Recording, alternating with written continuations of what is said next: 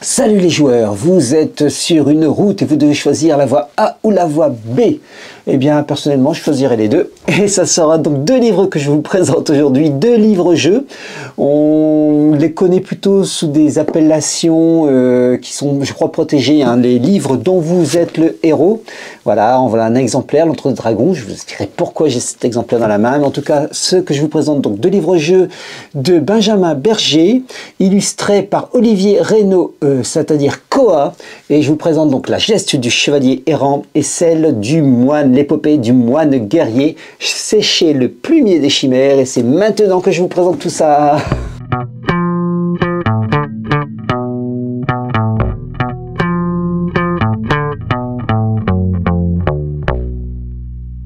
Alors commençons peut-être par présenter très rapidement l'auteur.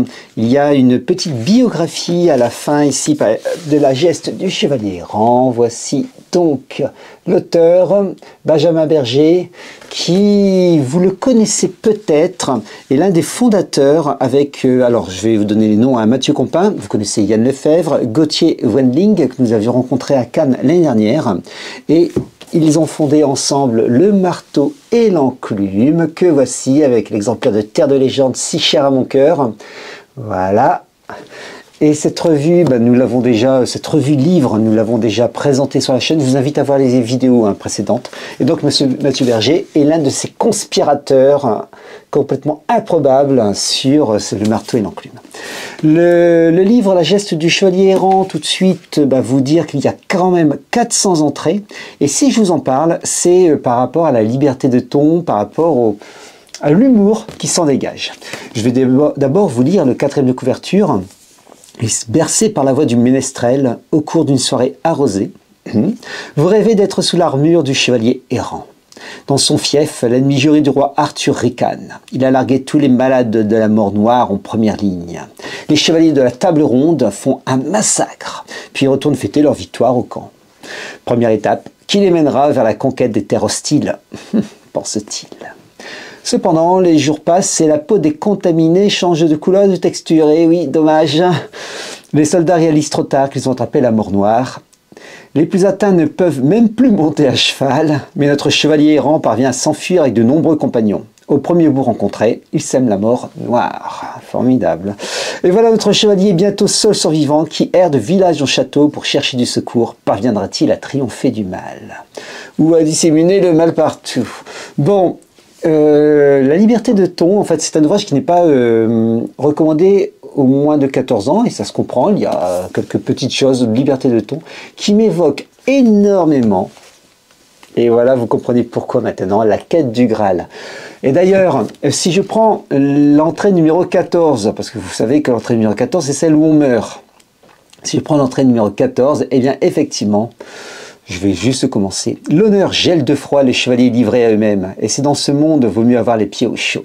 C'est décidé, vous prenez le chemin du retour en rêvant aux flammes qui crépitent au coin de l'âtre. Un mois vous est nécessaire pour gagner le royaume de Camelot. Et puis là-dedans on voit, alors je continue un peu plus loin, la magie a quitté le royaume et Pipe, le grand Pipe est mort. Pour ceux qui savent, référence. Oui, il y a plein de références en fait, il y a plein de choses. Alors, vous parlez maintenant peut-être du système de jeu. Système de jeu classique à 2d6. D'ailleurs, vous trouvez les entrées. Alors, je ne sais pas si là, on le verra. Oui, voilà, il y a des dés en bas de chacune des pages. Si vous n'avez pas avec vous votre fameuse arme aiguisée, c'est-à-dire vos 2 dés. Par contre, prenez avec vous une feuille de papier, quoi qu'il en soit, et prenez avec vous aussi un crayon. Vous pouvez retrouver les feuilles de personnages imprimables sur Le Plumier des Chimères. Bon, il ne vous restera plus que le crayon en fait.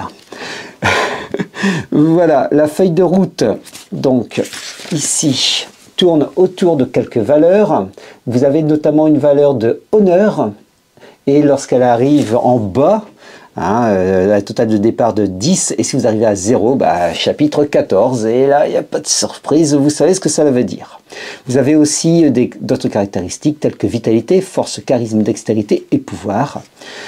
Le système est plutôt simple, il tient vraiment sur 3 fois rien. Alors voilà, vous avez aussi une petite case d'inventaire avec des tablettes de chocolat. La répartition des points, donc avec vos dés, lancer un dé, ajouter 18 au nombre obtenu, etc. Bon, bref, vous n'avez qu'à suivre, c'est très simple. Vos pouvoirs, coup spécial, pouvoir d'honneur, pouvoir aussi de charisme et... Alors, pouvoir non, compétence de charisme, c'est une compétence qui n'est pas du tout à négliger dans ce jeu. Là, je préfère vous le dire, si vous voulez faire des compagnons, avoir des amis, des alliés, c'est toujours pratique, c'est vraiment très important. Au niveau des combats et des dégâts, une page complète vous est décrite et vous pouvez situer vos dégâts. On a tête, thorax, dos, bassin, fessier, bras gauche, main gauche, etc., etc. Bref, vous placez vos dégâts et vous prenez des dégâts avec des effets à certains endroits. Voilà les petites tables. Bon, on commence classiquement par le premier paragraphe et on continue l'aventure. Le ton, c'est ce que j'ai aimé. Pas de spoil, mais un tout petit peu quand même. C'est Thibaut que j'ai rencontré en premier, un allié inattendu au coin d'un arbre. J'ai rencontré aussi d'autres personnes et ça a été du petit bonheur. Les illustrations, vous le voyez, nous évoquent quand même les illustrations des dans The Hero, mais donc là, sans aucun souci, elles sont plutôt de qualité. Je vais vous montrer une illustration des dans The Hero, pas forcément celle-là, mais je préfère quand même le petit crayonné. Alors, vous allez me dire, mais c'est parce que j'étais bercé avec ça, alors c'est peut-être pour ça. Le crayonné un peu plus noir, un peu plus vif, là je le trouve un petit peu plus gris. Bon, si je chipote et peut-être que même j'ai tort d'ailleurs. Olivier Reynaud fait du très beau travail, quoi qu'il en soit, ça c'est indéniable. Voilà, je montre encore une autre illustration avec des Skaven, des hommes rats. Oui, je sais, Warhammer est avec moi. Bon, c'est la geste du chevalier errant, donc une aventure très particulière. Et alors je vous ai pas parlé de l'illustration de couverture qui est très jolie aussi. Et voici une autre illustration de couverture qui est très jolie aussi, donc celle de l'épopée du moine guerrier. Et là, par contre, on est encore sur un jeu légèrement différent. Je vais vous montrer les illustrations, donc les règles du jeu, donc autour de 5 caractéristiques qui sont dextérité, charisme, magie, camouflage et invocation.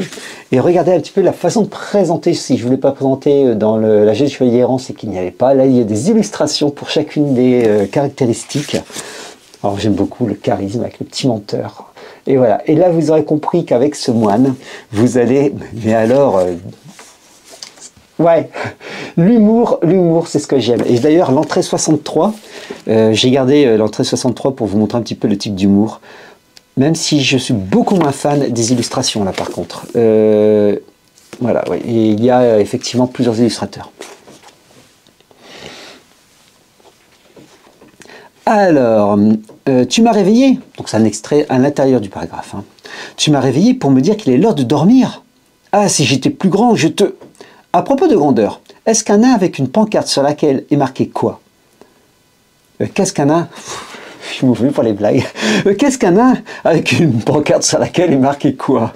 Un n'importe quoi. Ou. Bref, cela dit, si tu veux voir la lueur du jour demain, je te conseille de partir d'ici et de grimper dans le chêne que l'on perçoit là-bas à l'est, etc., etc. Bon voilà, n'importe quoi. Bon, oui, je sais, j'ai fait tomber la blague à bas, moi. Alors, en tout cas, en illustration, nous retrouvons aux commandes Marine Sourisseau, Sylvain Lévesque et Olivier Reynaud, donc le même que celui-là. Par contre, les illustrations, c'est vraiment... Bon, j'aime beaucoup moins. Si je prends le genre de tir à l'œil que l'on voit ici, voilà. Bon, ouais. La gelée ocre aussi, parce que vous avez des monstres que l'on retrouve dans le bestiaire. Alors, je vais vous montrer aussi. J'aime vraiment beaucoup moins les illustrations. C'est un petit peu le dommage parce que le texte est un petit régal. Alors, le jeu, bah forcément, il faut en parler pour que je ne le trouve pas. Il y a beaucoup d'illustrations par contre, hein, mais je ne l'ai pas. Dont une qui représente Tétis et qui est très particulière. Mais bon, on va cacher légèrement ici. Parce que sinon je vais me faire censurer par YouTube et vous avez une illustration très particulière, je ne sais pas si c'est une erreur de perspective, mais elle est très perturbante, très perturbante. Entre le bras, le dos, etc. J'ai été, et l'angle de la tête, j'étais très perturbé. J'ai trouvé ça Voilà, celle-là j'ai trouvé sympa. Et par contre, on a d'autres qui sont beaucoup plus classiques dans le traitement du noir et blanc. Il y a moins de hachures, enfin il n'y a pas de hachures, etc. On est vraiment plus éloigné du truc. Enfin voilà, j'aime pas. Voilà, voilà, ça c'est dit. Hein, je reprends la geste du chevalier errant et je prends celle-ci. Bon voilà. Il n'y a rien à dire, j'aime beaucoup moins les illustrations. Ça serait le seul défaut relevé sur les deux livres, ce qui en fait quasiment presque un sans faute, étant donné que le texte est vraiment extraordinaire. Je crois que je suis arrivé sur la gelée ocre. Oui, regardez. Une mare de gelée ocre. Ce n'est pas tout à fait ce qu'on attendrait d'un cube gélatineux. Bon.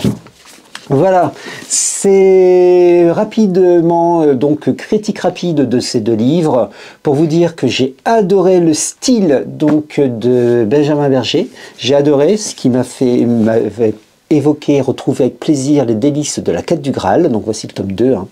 Et bah, rien que pour ça, déjà bravo. Des illustrations de qualité, mais un peu inégales de qualité pour l'un, un peu inégales pour l'autre. Par contre, il y en a beaucoup plus dans l'épopée du moine guerrier. J'aurais peut-être préféré qu'il y en ait un peu moins et de meilleure qualité. Encore, non, bon, ouais, enfin, de toute façon, c'est une chaîne de critique, donc je critique. Voilà, c'est comme ça. Bon, vous savez tout. Il est temps de se dire au revoir. Et donc, pour retrouver ces livres-jeux, leplumédeschimères.com, je mettrai peut-être en description de la vidéo le lien pour accéder au Graal.